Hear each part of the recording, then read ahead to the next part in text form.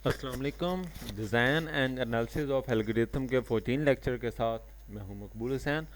आज के लेक्चर में जो हम टॉपिक डिस्कस करेंगे वो होगा bubble sort program, bubble sort time complexity और लास्ट में होगा बबल सॉर्ट स्पेस कम्प्लेक्सिटी। ये हमारा बबल सॉर्ट का आखिरी लेक्चर है। इससे पहले हमने बबल सॉर्ट की डेफिनेशंस के बारे में पढ़ा था, जिसमें डेफिनेशन उसका कंसेप्ट वगैरह बताया गया था। उसके बाद नेक्स्ट लेक्चर में इससे प्रीवियस लेक्चर में हमने उसके एल्गोरिथम में पढ़ा, एल्गोरिथम के बारे में पढ़ा था और ये बबल सॉर्ट कैसे काम करता था। आज हम इसका प्रोग्राम पढ़ेंगे और सी लैंग्वेज में हम इसका प्रोग्राम पढ़ेंगे। उसके बाद इसकी टाइम कम्प्लेक्सिटी क्या होगी और स्पेस कम्प्लेक्सिटी क्या होगी। आइए चलते हैं हम। तो हमने जो चीज़ें 5 चीज़ें डिस्कस करनी थी उसमें कंसेप्ट और एल्गोरिथम जो है वो लास्ट टॉपिक लेक्चर में डिस्कस हो चुका था और बाकी जो 3 टॉपिक्स हैं ये आज इंशाल्लाह हम इस लेक्चर में डिस्कस करेंगे। तो ये चलते हैं जी, सब प्रोग्राम देखते हैं जी। प्रोग्राम जो हमारे पास है, यानी ये प्रोग्राम की हेडिंग है write a program that store 5 values in an array. It sort the array using the bubble sort. It is also display the values sorted and unsorted.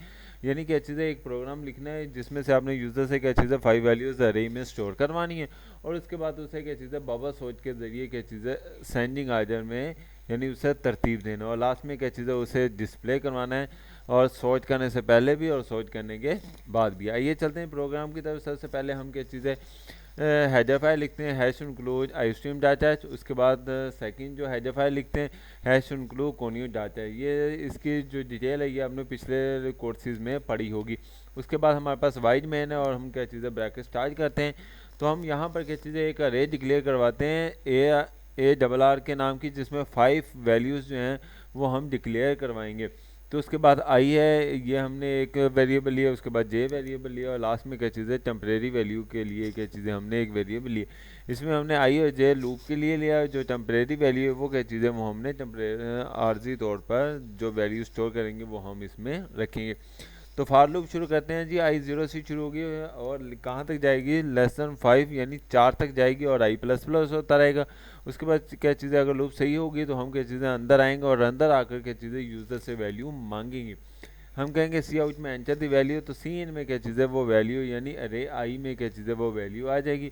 उसके बाद क्या चीज़ें लूप पर हम दोबारा वहाँ पर, यानी आई प्लस प्लस होगा तो आई की वैल्यू 0 से लेकर 1 हो जाएगी और फिर क्या चीज़ें हम दोबारा उसको, यानी यूज़र से दोबारा वैल्यू मांगेंगे और इस तरीके से क्या चीज़ें उस वक्त तक यूज़र से वैल्यू मांगते रहेंगे जब तक क्या चीज़ें फॉर लूप की कंडीशन गलत नहीं हो जाती। और ये क्या चीज़ें 5 दफ़ा यूज़र से वैल्यू मांगेंगे और उसके बाद क्या चीज़ें लूप टर्मिनेट हो जाएगी। लूप टर्मिनेट होने के बाद क्या चीज़ें हमने इसको शो करवाना है, तो शो करवाने के लिए भी क्या चीज़ें हम सिंपल सा पहले एक स्टेटमेंट लिखते हैं see out the original value in an array, और उसके बाद क्या चीज़ें दोबारा फिर फार लूप लगा देते हैं और ये फार लूप क्या चीज़ें जो आपने यूज़र से 5 वैल्यू मांगी है वो क्या चीज़ें उसे शो करवाने के लिए, और शो करवाने के लिए हम एक ही स्टेटमेंट इस्तेमाल करते हैं सी आउट अरे, और आई की में जो वैल्यू यानी 0 इंडेक्स पर, 1 इंडेक्स पर, 2 इंडेक्स पर, 3 इंडेक्स पर और 4 इंडेक्स पर जो भी वैल्यूज़ पड़ी हैं वो क्या चीज़ें वो स्क्रीन पर शो हो जाएंगी। अब क्या चीज़ है नेक्स्ट, हम क्या चीज़ें अगली स्लाइड में हम क्या चीज़ें इसको देखते हैं कि यानी बबल सॉर्ट को सॉर्ट कैसे करना है। तो वहाँ पर भी क्या चीज़ें लूप तो चलेगी, लूप 0 से शुरू होगी 5 तक चलेगी और उसके बाद क्या चीज़ें अगर बाहर वाली लूप सही है तो फिर क्या चीज़ें अंदर वाली लूप को हम चेक करेंगे, क्योंकि यहाँ पर आई और जे दोनों, जे जो है 0 से शुरू होगा <4 तक चलेगा क्योंकि एक स्टेप कम चलेगा, क्योंकि हमने लास्ट एलिमेंट तो जाना नहीं होता। और अगर क्या चीज़ें अगर ये आउटर लूप भी सही है, इनर लूप भी सही है, तो फिर क्या चीज़ें हम इफ़ कंडीशन चेक करेंगे। कंडीशन पर ही बेस करता है कि अगर तो जो कंडीशन है हमारे पास, यानी वो कहते हैं अरे जे, यानी अगर जे की वैल्यू जो है वो बड़ी है J+1 से, यानी पहली वैल्यू अगर बड़ी है आगे वाली वैल्यू से, तो फिर क्या चीज़ें हम अंदर आएंगे और अंदर आकर क्या चीज़ें, यानी क्या चीज़ें उसको स्वैप कर देंगे। स्वैप करने का मतलब है यानी एक टेम्परेरी वेरिएबल हम लेंगे, यानी एक टेम्परेरी वेरिएबल लिए टेम्प के नाम से। तो अगर जे की वैल्यू बड़ी है अगली वैल्यू से J+1 से, मिसाल के तौर पर पहली वैल्यू जो है वो बड़ी है दूसरी वैल्यू से, तो हम क्या चीज़ है यानी बड़ी वैल्यू को उठाएंगे और टेम्परेरी वैल्यू की जगह पर स्टोर कर देंगे। उसके बाद क्या चीज़ है J+1 यानी हम इंक्रीमेंट करेंगे और जो इंक्रीमेंट वाली वैल्यू होगी वो हम जे वाली जगह जो खाली हुई थी वहाँ पर उसे ऐड कर देंगे, और उसके बाद जो हम J+1 वाली जगह खाली जो हुई है उसमें क्या चीज़ है टेम्प वाली वैल्यू जो है ना वो ऐड कर देंगे। और इस तरीके से सोन काम चलता रहेगा उस वक्त तक जब क्या चीज़ें तमाम जो सोच है वो असेंडिंग आर्डर में तरतीब नहीं हो जाती। तो उसके बाद क्या चीज़ें जब तमाम लूप जो है वो रे असेंडिंग आर्डर में हो जाएगी, उसके बाद क्या चीज़ें हम उसे को फिर शो करवाएंगे। शो करवाने के लिए हम फॉर लूप लगाएंगे और उसके बाद क्या चीज़ें सी आउट के ज़रिए उसे शो करवाएंगे। उम्मीद है आपको प्रोग्राम की समझ आई होगी।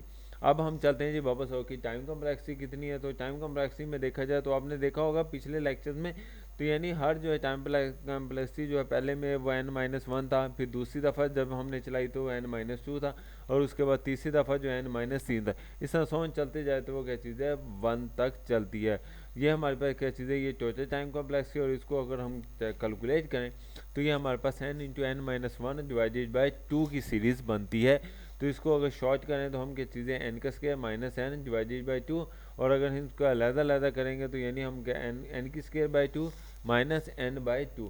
तो आपको पता है जो n की स्क्वायर वाली है वो बड़ी है, तो इसलिए हम क्या चीज़ें बड़ी वैल्यू ही लेते हैं, और जो 2 है वो तो कांस्टेंट है, तो इसलिए क्या चीज़ें हैं वो हमारे पास जो टाइम कम्प्लेक्सिटी वो कितनी होगी, वो बिग ओ n स्क्वायर होगी। हम चलते हैं जी बाबा सोच की एवरेज केस। एवरेज केस में क्या होता है, यानी एवरेज केस में अगर तमाम कुछ एलिमेंट्स जो है असेंडिंग तरतीब में होंगे और कुछ एलिमेंट्स जो हैं वो तरतीब में नहीं होंगे, तो उसे क्या चीज़ें हम एवरेज केस टाइम लेगा, और ये जो स्टेटमेंट होगी वो क्या है बिग ओ एन स्केयर होगा। उसके बाद क्या चीज़ है वर्स के तमाम वैल्यू जो है वो डिसेंडिंग आर्डर में होगी, 5 6 5 4 3 2 1 होगी। तो ये क्या चीज़ है, ये भी क्या चीज़ है, ये एन स्केयर टाइम ही लेगा। और लास्ट में जो है ये बेस्ट केस है। बेस्ट केस जो अगर तमाम जो है वो पहले से ही तरतीब में हो, तो मिसाल के तौर पर जिस तरीके से 1 2 3 4 5 6 होगा, तो ये हमारे पास कितनी लेगा, ये भी हमारे पास big O N square time complexity ही लेगा। और इसके अलावा हमारे पास जो स्पेस कम्प्लेक्सिटी है, स्पेस कम्प्लेक्सिटी हम वही देखते हैं, यानी इसमें टेम्परेरी वेरिएबल कितने होगा। तो आपके सामने पिछले प्रोग्राम में हमने क्या चीज़ें टेम्परेरी वेरिएबल एक ही लिया था टेम्प के नाम से, तो अगर एक ही लिया था तो इसके लिए क्या चीज़ है वो बिग ओ 1 होगी टाइम कम्प्लेक्सिटी। उम्मीद है आज का लेक्चर समझ आया होगा। कोई किसी टॉपिक की समझ ना आई तो आप मुझसे डिस्कस कर सकते हैं। अपना ख्याल रखिएगा। अल्लाह हाफिज़।